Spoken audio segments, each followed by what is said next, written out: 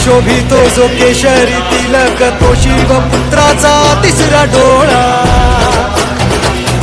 हो भाळी शोभितो जो केशरी तिलक तो शिवपुत्राचा तिसरा डोळा। वाहिली त्याला जी फुले परिमळ ती साजरा करीती भक्ती सोहळा। सुख करता दुःख हरता साऱ्या दिशांना टाळ्यांच्या गजरात तो बसलेला। विघ्नांचा नाशक तू सिद्धी विनायक तू हे बाप्पा मोरया।